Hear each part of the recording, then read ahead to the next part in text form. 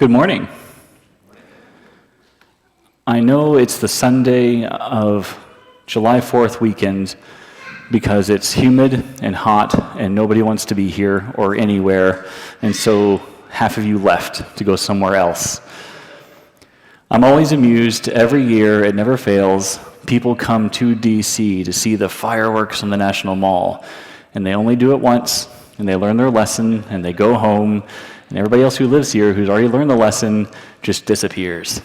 So I know we're kind of scattered in here a little bit this morning because there's lots of holes to fill in because nobody wants to be here, and I get it. It's not the weekend to be in DC. This is not the day. So if you are here, I assume you either have nothing better to do or you're just that devoted or some combination of the two. But either way, I'm glad to see those of you who are here. Those of you who aren't here but joining us by Zoom, we miss you, but we understand. So if you are lucky enough to be in Europe this weekend, like some of us are, we're all jealous. And I thought about preaching a sermon on jealousy, but let's not do that. Instead, we'll be in Psalm 66.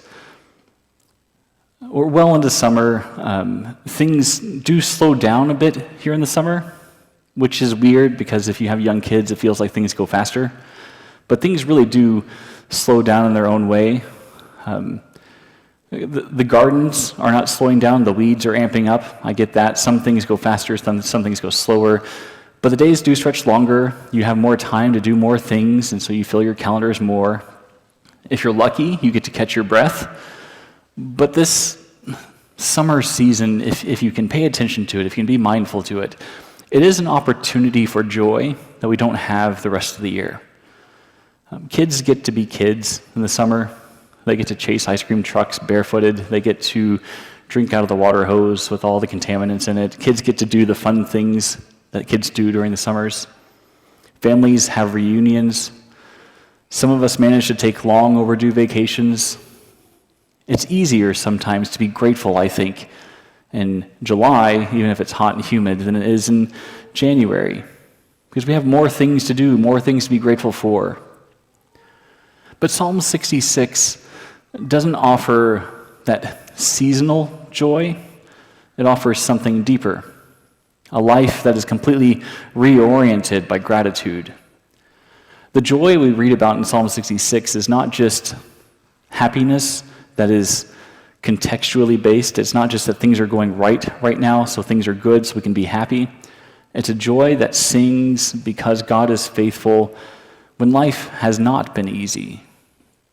And that matters deeply, I think, for all of us, no matter where we are right now. If you came here with a great day or if you came here fighting toddlers, I don't know where half of you are probably on that, but it's regardless, there's an opportunity in this text for recognizing that joy can exist regardless of your circumstances. We've been moving through the Psalms this summer, looking not just at their content, but at the posture of faith that they represent. And today's posture is about praise. Not shallow, sugary praise, but the kind that comes from a place of real deliverance. A kind of joy that's born from walking through fire and coming out on the other side. Not untouched, but upheld. So this psalm it's loud. It opens with a shout. It calls all the earth to sing. It's not just one personal expression of joy. This is a communal call, a song that's meant to be shared. So before we go any further, let's hear it together. I'm not going to ask you to read along with me, but I think that would be powerful if we didn't all need one more cup of coffee this morning. But imagine the power of this being a song that's sung by the peoples of all the earth throughout all of time. The word of the Lord from Psalm 66, verses 1 through 9. Make a joyful noise to God, all the earth. Sing the glory of his name. Give to him glorious praise. Say to God, how awesome are your deeds. Because of your great power, your enemies cringe before you. All the earth worships you. They sing praises to you. Sing praises to your name. So come and see what God has done. He is awesome in his deeds among mortals. God turned the sea into dry land, and they passed through the river on foot. There we rejoiced in him who rules by his might forever, whose eyes keep watch on the nations. Let the rebellious not exalt themselves. Instead, bless our God, O peoples. Let the sound of his praise be heard, the one who has kept us among the living and has not let our feet slip. There's a difference between praise and performance. Performance is all about how we look or sound, how we present. Praise is about who we trust. The difference being us or someone else.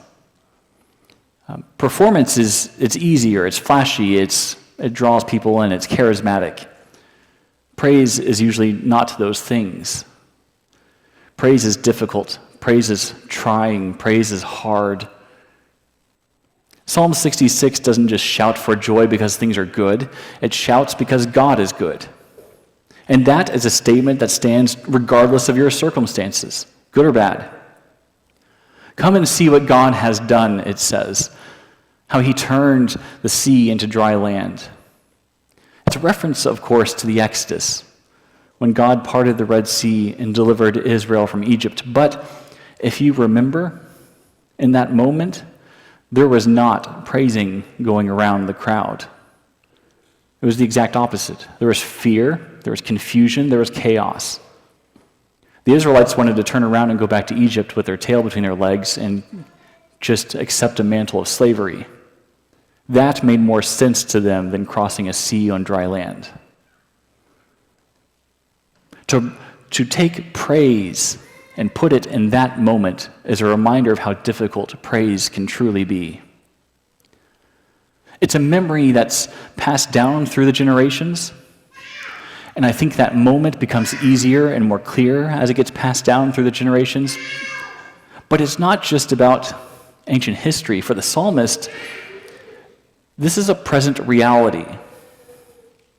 There we rejoiced in God, they say, as if they were there when the seas parted, as if every generation has walked through the sea, been set free, as if everyone has learned that God saves us again and again. Because that's what praise does. It connects memory with the moment. It lifts the past into the present so that we don't forget who God is or who we are. That's why this psalm begins with a shout, because sometimes when the weight of the world feels too much, the best thing you can do is to remember. And that remembering turns into rejoicing. It usually doesn't start that way, but it gets there by the end of the service. Praise retrains us to remember in the present that the God of wonders of the past is the God at work in the now. Praise takes our perspective and switches it around so that rather than trying to fix a problem, we just praise God in the middle of the problem. And we've said this better ways than I ever could. There's a wonderful song that I think does this the best by Benjamin William Hastings. It's called "That's the Thing About Praise," where he says that the thing about praise is it doesn't always fix your problems, but it tells you how small they are. That's the perspective shift power of praise. That's the spiritual wisdom of this whole psalm in more modern language. Praise doesn't mean pretending everything's perfect. It means trusting that God is present, powerful, right in the middle of the mess. That God's not observing the parting of the Red Sea from up above, but God is already on the other side of the parting of the Red Sea saying, come check out the view over here on this side. But if we're honest, it's one thing to sing praise songs in church. It's another to sing praise songs gratefully on a Tuesday afternoon. This psalm begins with praise, but it ends in proclamation. The later verses, if you keep reading past verse 9, which we didn't do today, tell the personal story of someone who cries out to God in trouble and was delivered. And then they told someone else about that moment. And that 3 parts is really the full arc of praise. There's the trouble that sparks it. There's the need, the moment. There's the amazing thing that happens in the middle, but then there's also the telling of all of it to someone else after. The singing is part of this, yes, but the sharing of the moment is the culmination of praise. The writer of Hebrews invites us into that same practice of communal remembering and encouragement. Let us consider how to stir up one another to love, to good deeds, not neglecting to meet together, but encouraging one another. This verse is not a passive-aggressive weapon to be wielded against those who haven't been in church in 3 weeks. It's a reminder of how important it is to show up and do this together with one another, because praise is a communal act of sharing what God has done.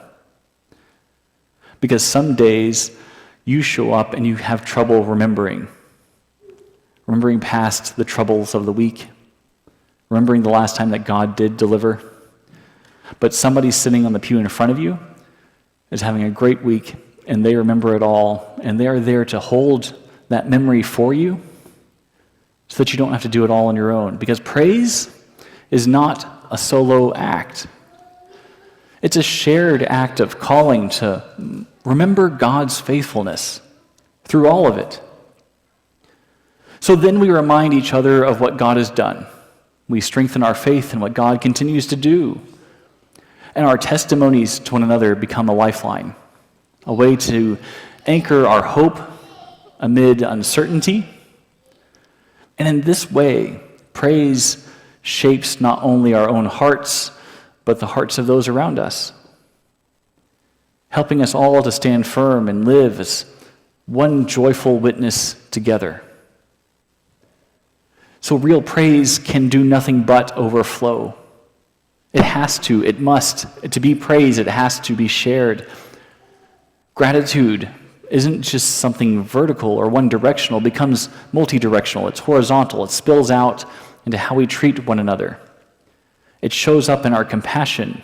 Because God was good to us, we are good to others. Because we have been forgiven, we forgive others. It shapes our generosity. Not just that we have been forgiven, but the ways in which we have been forgiven are the ways in which we forgive one another. It moves us to serve. A praising church is a witnessing church. A praising person is a healing presence in their community. And I think we sometimes forget that praise is so formational. When we worship, we're not just expressing how we feel, we're being shaped into a people who remember God's faithfulness.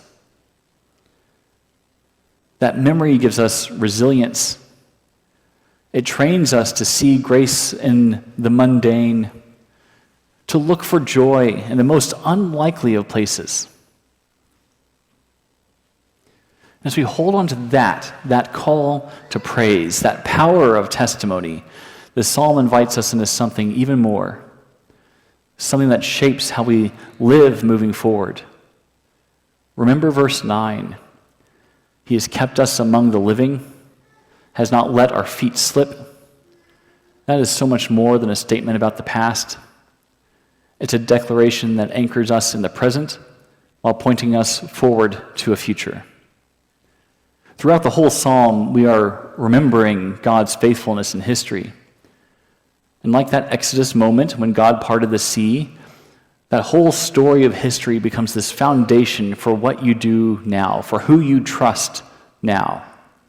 That memory is not just nostalgia, it is a spiritual practice. It reorients us when life feels uncertain to remind us of who God is, who we are, where we are going. When the psalmist says that God has kept our feet from slipping, it's a way of saying that we've been held steady through all of the trials before, and we've come this far by faith, and we can face what comes next because God's faithfulness endures. So here's a pithy little phrase that if you look too closely at is very spurious, but somewhat motivational. All of you who are here today have a 100% success rate of surviving everything that you've been through. It's a low bar, but true, yes? And some days that might be all you're going to get. But it's true, isn't it? that you have survived all of it. Maybe not well, maybe not without casualties, maybe not without consequences, but you did endure it. That's what this memory of God does for the people of God. It's a reminder of we've survived worse than this, and we will survive more than this. What is today? It's just another day. This kind of remembering shifts our posture from fear and scrambling to a calm trust. Not apathy, but something very closely resembling that. It's not that you don't care, it's just that you don't need to care. Not need to worry. So Jesus says, why worry about your life? It's not going to make the hair grow back on your head. It's not going to change the color of any one of them. You can worry about everything as much as you want to. You can worry about what you are going to wear to church on Sunday morning, but honestly, you don't stand a chance to look better than the flowers outside. And God dressed them so beautifully, didn't he? And you can worry about what you're going to eat for lunch and how you're going to argue about that and how you'll manipulate everyone else in your family to go where you want to go. You can do that. That's an okay way to spend your time during the sermon, I guess. But why do that? I mean, even the birds outside don't worry about where the worms are grown if they're organic and fair trade. You don't need to worry about all of these things. You can. You'll just be miserable the whole time. But praise, the kind of remembering that Psalm 66 calls us to, takes all of that worry, all of that anxiety, and says, don't spend your time there. It roots us in the sure ground of God's steadfast love. So even if nothing else is secure, if nothing else is steadfast, if nothing else is firm or set or trustworthy, when the path is completely unknown, at that moment, remember what it's like to stand in front of a sea and watch it part. At that point, remember what it's like to stand at a cross and look up at something amazing and terrifying, and to still know that God is the one in control of all of it. Not that God's causing terrible things, but that none of those terrible things could ever push any of us outside of the realm of God's hold. And in that realization, praise becomes more than a singing or a song type or a category or a genre of music. Praise becomes a stance of the heart, turning us away from the distractions of worry and doubt and turning us toward the one who holds our future. That is praise. This reorientation calls us to step forward with courage, not because you can control what lies ahead, but because you know who does hold our steps, who keeps our feet from slipping. If you need a visual, for those of you who are visual learners, and I know this is going to pop some bubbles, and I'm really sorry, but you need to hear it. Michael Jackson was not capable of leaning 30 degrees forward and standing all on his own. He cheated. Don't know if you know this or not. He had special shoes that had a slot in them to catch a peg that was on the floor of the stage, so he could lock his shoes in and lean forward as far as he wanted to, and the shoes were braced up his calf so that he wouldn't fall over. He cheated. He was a great dancer, but he cheated. That is the visual for Psalm 66. You Christians are not expected to be able to do these amazing things on your own, not even close. But if you can lock your shoes in, if you can stand where God makes sure your feet don't slip, then you can lean into whatever's in front of you and survive a lot of it. All of it. That's the point of all of this. That's the posture of praise. It's turning your face toward the storm and facing it, knowing that somehow in the middle of that storm you'll find strength. And you're not supposed to, but you will. In living this way, we join a long line of witnesses who have praised God through every season of life, and their testimonies strengthen us, and our own praises encourage those around us and those who will follow after us. This is how praise becomes a life-shaping force, by remembering what's gone before us, by trusting the God through all of it, and by moving forward in absolute trust. And so once again, we come to this table, not as individuals, but as a community that remembers. As people who know what it means to be delivered, who knows what it means to cry out and be answered, who know the joy of being upheld by something bigger than ourselves. Because at this table, our praise takes on flesh.